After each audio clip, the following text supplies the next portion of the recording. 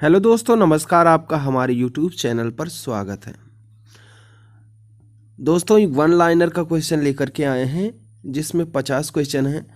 इसको हम 10 मिनट के अंदर ख़त्म कर देंगे। आप लोग बस इसको देखते जाइएगा। तो चलिए शुरू करते हैं। विश्व के सबसे ऊंचे पर्वतों का निर्माण किस हलचल के दौरान हुआ है? तो यह अल्पाइन हलचल के दौरान हुआ है। कौन सा पर्वत महाद्वीपीय जल विभाजक के रूप में जाना जाता है? तो रॉकी पर्वत। बनी ठनी किस चित्र शैली से संबंधित थी? तो यह किशनगढ़ शैली से संबंधित थी।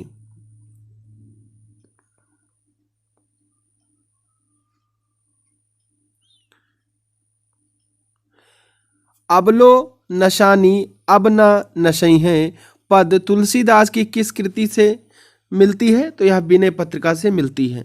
हीराकुंड परियोजना से कौन सा राज्य लाभान्वित है? तो उड़ीसा राज्य हीराकुंड परियोजना से लाभान्वित है। हिंदू मान्यताओं के अनुसार सीता अपहरण से पहले लक्ष्मण ने एक रेखा खींची थी। उस रेखा का नाम क्या था? तो उस रेखा का नाम लक्ष्मण रेखा था।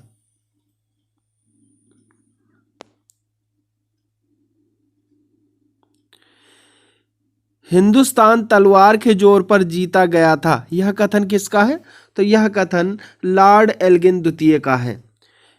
हिंदू कथाओं के अनुसार किसकी वजह से गणेश जी का एक दांत टूट गया था?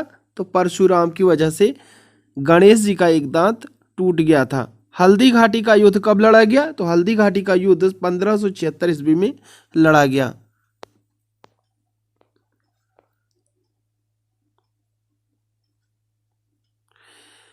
हमारे देश के नागरिकों को मतदाता बनने का अधिकार किस अनुच्छेद से प्राप्त होता है? तो अनुच्छेद 326 से प्राप्त होता है। हड़प्पा के मिट्टी के बर्तनों पर सामान्यतः किस रंग का उपयोग हुआ था? तो लाल रंग का उपयोग हुआ था। स्वतंत्रता आंदोलन में सरदार पटेल का सबसे पहला और बड़ा योगदान किस में हुआ? तो खेड़ा संघर्ष में हुआ।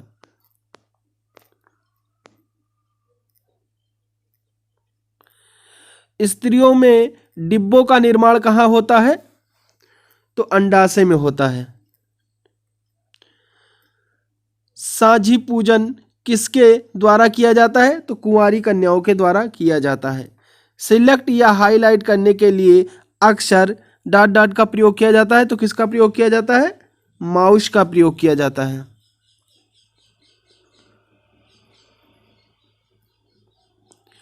सूर्य किरणों द्वारा चिकित्सा विज्ञान की किस शाखा के अंतर्गत आती है?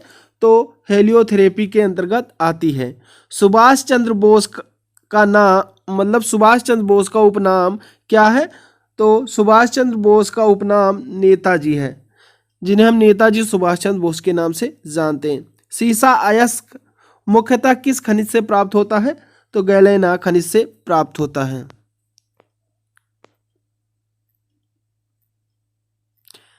सिख धर्म के धर्म ग्रंथ क्या हैं? तो गुरु ग्रंथ साहिब है। सार्क कब स्थापित किया गया था? तो 1985 को स्थापित किया गया था।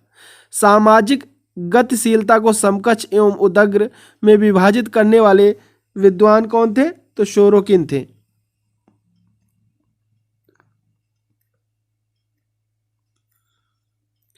शांगपो नदी किस राज्य से होकर भारत में प्रवेश करती है? तो यह अरुणाचल प्रदेश राज्य से होकर के भारत में प्रवेश करती है।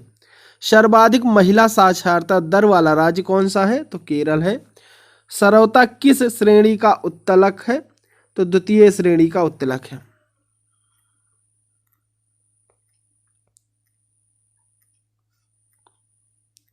समुद्रों में बिछाई जाने वाली बारूदी सुरंगें क्या कहलाती हैं? तो मैग्नेटिक माइंस कहलाती हैं। समस्त रेडियो एक्टिव पदार्थ क्षय होने के पश्चात किसमें अंतिम रूप से बदल जाते हैं? तो शीशा में अंतिम रूप से बदल जाते हैं। सबसे बड़ा एंजियोस्पर्म पौधा कौन सा है? तो यह यूकेलिप्टिस है।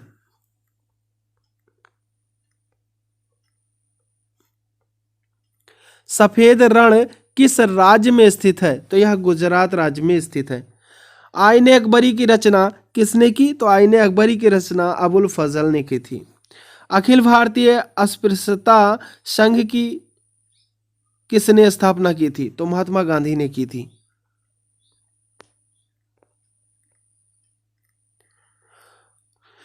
प्रत्येक वस्तु प्रतीक्षा कर सकती है परंतु कृषि नहीं, यह किसकी उक्ति है? तो यह जवाहरलाल नेहरू की उक्ति है। सत्यनारायण व्रत में किस भगवान को सत्यनारायण के रूप में जाना जाता है? तो विष्णु को सत्यनारायण के रूप में जाना जाता है। भारत के दौर पर आने वाला पहला अमेरिकी राष्ट्रपति कौन था? तो डी आइजनहावर था। वेग कैसी राशि है? तो वेग सदिश राशि है। कौन सा विषय अर्थशास्त्र में वर्णित है? तो राजनीति अर्थशास्त्र में वर्णित है। बिहू किस राज्य का मुख्य पर्व है? तो बिहू असम राज्य का मुख्य पर्व है। गिरा आनयन नयन बिनु बानी किस कवि की उक्ति है? तो यह तुलसीदास कवि की उक्ति है। हुमायूं प्रथम बार कब दिल्ली की गद्दी पर बैठा? तो 29 दिसंबर 1530 ईस्वी को दिल्ली की गद्दी पर बैठा। हिंदू मान्यताओं के अनुसार कौन सा त्यौहार भगवान कृष्ण के जन्मोत्सव के रूप में मनाया जाता है? तो जन्माष्टमी जो है भगवान कृष्ण के जन्मोत्सव के उपलक्ष्य में मनाया जाता है।